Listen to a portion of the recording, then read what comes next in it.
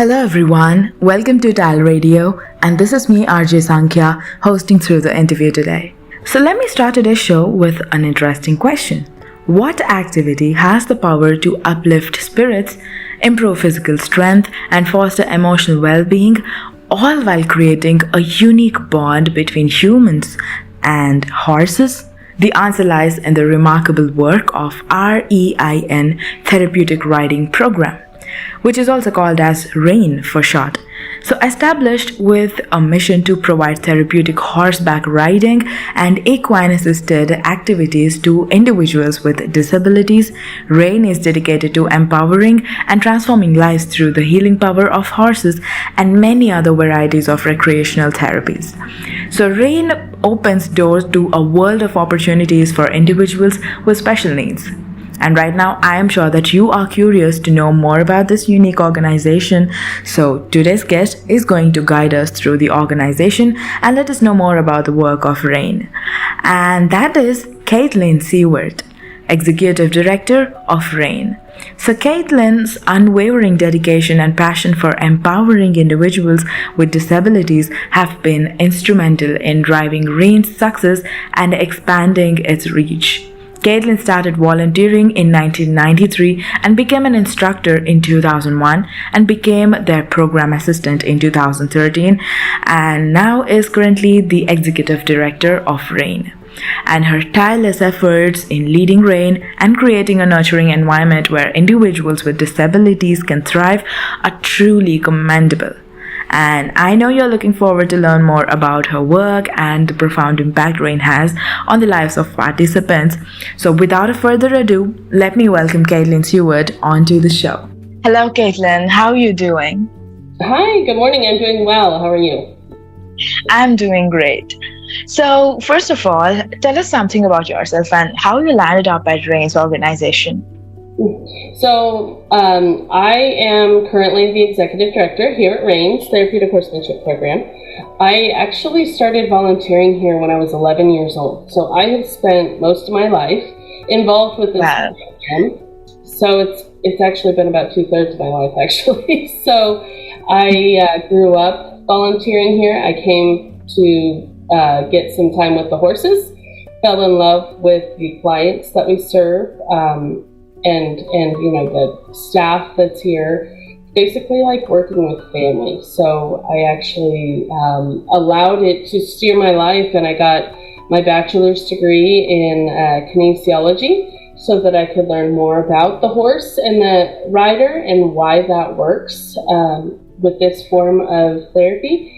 And then I later got my master's in business so that I could take on the administrative side of this business. So it's been a really fun journey. I can't wait to see what is to come for our program, but to see it quadruple in size in the last 25 years has been phenomenal. Great. So this is quite a long time you've worked here, right? That's wonderful. Yeah. So what are the core mission and vision of REINS? And also, before we go, could you expand the word REINS? The word REINS is actually an acronym. It's riding, emphasizing individual needs and strengths. And that is the actual name of our 501c3 nonprofit. So we shorten it down because that's a very long title to REINS Therapeutic Horsemanship Program. And what we do is we offer therapeutic riding to those with disabilities. And it's a whole range of disabilities. Our youngest is 2. Our oldest is in their 80s.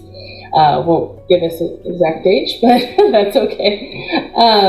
And what we do is we integrate different forms of therapeutic techniques into our riding lessons. So our participants come, and many of them are not really fully aware that they are getting therapy. And we take the consultations of our occupational therapists, physical therapists, speech and language therapists, and behavioral therapists, and we integrate many of their practices into our riding lessons to make it as beneficial as possible for our clients. So primarily our focus, our mission has been in mounted activities serving the disabled community. We are actually expanding that focus to incorporate mental health and learning into our program, and those are unmounted sessions. So it's more faceted around horsemanship and self-awareness, building boundaries, healthy boundaries, socialization, and we work with those that have some mental diagnoses, veterans, active duty, military, first responders, as well as foster youth and displaced youth with trauma. So our mission has expanded a great deal in the last 6 months, but we're in the infant stages of our mental health programming. But it's expanded, and we're pretty excited to see how it grows. Great. So I'm curious as who came up with the idea of combining therapy with horse riding? And can you also tell us how exactly does that work? Yeah, so this industry is relatively a young industry. It's the name of the industry is equine-assisted services, and that has evolved over the past 50 years. However, for ages, horses have been used in a therapeutic atmosphere. The umbrella association that we work under is PATH International, and they were first founded as NARA, and I can't remember exactly the year that they were founded. I want to say it was around the 70s. So most programs, REINS is turning 40 this year, and most programs are around the same age as REINS. So it's been evolving over the 40 years. To take a recreational activity and integrate therapeutic benefits is a newer idea. And you can see it expanding. There's kayaking. They do adaptive surf camps. They do, all kinds of different activities that are recreational, and then you throw the therapy aspects into it, and it becomes a whole health kind of beneficial program. So the idea of taking a horse and putting a child with a disability on a horse it seems a little crazy. I'm not going to lie. It seems a little crazy to some people that don't know horses, but when you learn that a horse is a prey animal and that they operate on the same wavelength as somebody who's suffering with, or living with, I should say, a disability or diagnosis, there's a lot of the same characteristics. Many people that have a diagnosis are more aware of what's going on around them and how the world is perceiving them. Naturally, a horse is a prey animal, has to do that to survive. So you can take kind of those two worlds and put them together to strengthen each other. So when you put a rider on a horse that is compromised, the horse is going to take care of that rider, and that rider is going to take care of that horse. And the rider's going to say, hey, I got your back, I'm looking around too, and I'm going to tell you if there's danger. The horse is going to say, okay, I'm going to carry you, and I'm going to take you to places that you can't go on your own, and I'm going to watch for these dangers as well, and I'm going to get us out of there if we need to. It's a different idea, but I think recreational therapy is evolving, and it's exciting, and the research is showing that therapeutic horsemanship and therapeutic horseback riding are pretty innovative ideas. There's a couple universities that are doing studies. As of right now, there's the Temple Grading Center at the University of Colorado. They are doing primarily with autism, but then there's the University in Tennessee in Murfreesboro that's done studies in veterans with PTSD. There's a couple programs up in the New Hampshire area that are also doing studies on veterans with PTSD. So it's exciting. We're in an exciting time in this industry. The research is really coming around. Wonderful. So are there any specific criteria or eligibility requirements for individuals to benefit from the foundation service? And also, if yes, how can they reach out for your help, to avail the services? Okay, yeah, so our participants for the mounted programs, you need to have a physician's referral form that allows us to understand the diagnosis or disability that the participant is living with. That allows us to give a safe recommendation for horses and integrations and all of that. And it can be anybody with a diagnosis of any kind for the mounted activities. For the unmounted, it's primarily mental health. So you need to be able to stand, walk around, move around these animals safely on uneven surfaces, because we are in an arena and you're on the ground. So mobility is a concern there. If you are interested in these services, if you want to just reach out to reinsprogram.org, that's our website. You can reach out to me directly, Kaitlyn at reinsprogram.org, via email, or you can call our offices. We are everybody's best friend. So 760-731-9168. Just give us a call, chat with us about what you're living with, and we can get you going. Great. So tell us about your favorite success story, if you have any, and any good story which has transformed someone's life in REINS therapeutic riding. There's so many stories. I've been here for so long. There's so many stories that are truly inspirational. Hence why I've been here for so long. It's very rewarding to work in this type of environment. You're outside, you're with horses, you're with people who are excited to be where they're at. So there are so many. One that really will stick with me forever was our first wounded warrior that we had come and ride. And he was in the Army, Special Forces in the Army, and he actually was shot in the head. Still had the bullet in his brain. Still does to this day, actually. And he came down to ride on the first week that my husband was being deployed to Iraq. So on an emotional level, it was very impactful for me because I was going through such a time in my life. And he came down and started riding that week, told me his story. And you want to talk about humbling, it was one of the most emotional sessions I've ever had, because his story of the combat that they were in and how he got shot in the head. 2 other of his comrades were killed. The rest of them were okay. And he came home a very different person than when he left. I see him as a Superman, just like my husband, somebody who's willing to give their life for our country. And he sees himself, or saw himself, as a broken man, somebody who was half of the person that he was when he left. And he had a hard time with his speech. He couldn't see the right field of vision out of both eyes, so he actually brought me some glasses down that he had painted on the lens so that I could put them on and see what his vision is, and that was pretty cool. So he had a hard time seeing. He couldn't hear out of one ear, and he couldn't feel the whole right side of his body. However, he was functioning physically very well. So we put him on a horse, and when your body is sitting on a moving animal, it has to compensate in ways that we aren't even aware of. For balance, rhythm, and timing, neuromuscular signals are being sent to the brain at rates that we take for granted.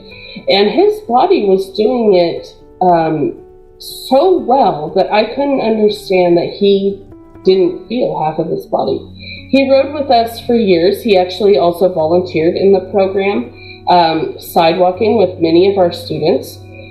When he was in the hospital at Walter Reed, they gave him a booklet of, he had a hard time finding his words, certain verbs or verbiage that he wanted to use.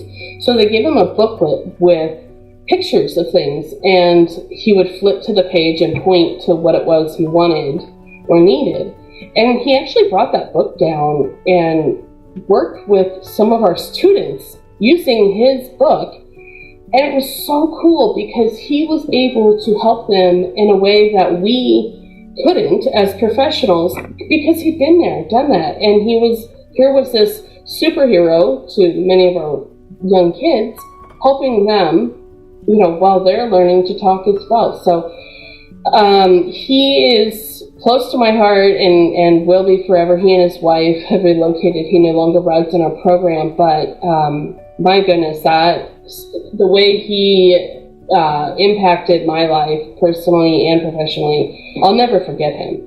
So that's just one story. But, all of our riders, we see them more than we see most of our extended family. We are helping them through some of the most challenging times in their lives. And, you become family with them. So that story is just one of hundreds I could tell you, but one of my favorites for sure. Wonderful. That's really touching story, and it's amazing. It's inspiring, Yeah. So, yeah. So, could you highlight some of the key programs and initiatives that the foundation has undertaken? Yes, so our therapeutic riding is for those with disabilities or diagnoses for mounted sessions. And for that, you'll go to, for all of our programs, you'll go to our website, reinsprogram.org. We have our Reins of Valor program, which is our veterans and active duty program offering equine-assisted learning, unmounted sessions, kind of on an as-needed basis. So if there's somebody that's interested, we can create a program that works for you. We also have our Mustard Seed Ranch collaboration, and they are working with foster and displaced youth and those with trauma. So if there's somebody that fits in that category, I can get you all the contacts you need for that program as well.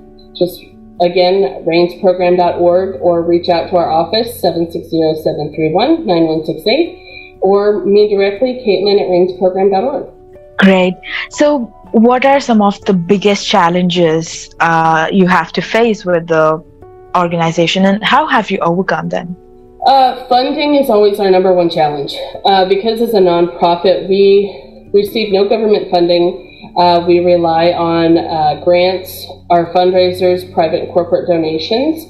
So we have, our community is so supportive that we have been able to continually grow through the last 40 years. However, it's an ongoing battle. We operate on a $1.3 million budget, and so funding, number one, funding. We've created a great grant writing team and event program to help bring in some of those funds, and then doing things like this, talking on the TALRadio show, or local news channels, any kind of publicity that we can get and raise awareness for what we do, because we are really just trying to impact the world and move our mark in the disabled community. So that's our number one challenge. Great. I really feel, this organization deserves a lot of funding, and people who are listening to it, I really wish they take the initiative to donate. So is there any other way that individuals can get involved with REINS and contribute to its mission, apart from, the monetary help? Yeah, we have a substantial volunteer program. So our volunteers are basically the heartbeat of this program. There is no way that we could hold up our mission and complete these integrative sessions unless we have our volunteers. We have about 150 weekly volunteers. We need 150 weekly volunteers. If walking in lessons isn't really something that you're up for, grooming horses, tacking horses, gardening, cleaning stalls, scrubbing water buckets, two of my favorite things actually. But we have a variety of ways that you can get involved and help our program volunteer-wise. For our special events, we do a lot of silent auctions. Donating auction items, that's fantastic. It brings in a lot of money for us. So if there's anything that rings a bell that you'd like to get involved, but you're not sure how, again, give us a call. We can work you in somehow. Great, Kaitlyn. So lastly, on a more personal note, what are some of the lessons or insights that you have gained from your experience at the foundation, and how have they influenced your own life and your values? I think the biggest way that this program has really spoken to me as a person is to give to others. I grew up giving to others through REINS, and I do it selfishly because it feels really good to help other people. And that is a perspective that it's hard to teach somebody. You know, I have a 7-year-old daughter myself, and I'm working really hard to make sure she understands how good it feels to help others. And that's really one thing that REINS has taught me. It's not about understanding, or it's not about how somebody looks on the outside. It's understanding that they are who they are, and that's a wonderful thing. No matter what they're dealing with, they are a person that's fighting their own battles. And how we can help each other work through those battles is how we can make this world a better place. Wonderful, Kaitlyn. So, with our vast listeners of TALRadio, I really wish people take the initiative to contribute to the foundation. And thanks a lot for joining us today and sharing your insights on REINS. Your dedication is absolutely inspiring, Kaitlyn, and I really appreciate the good work that you're doing.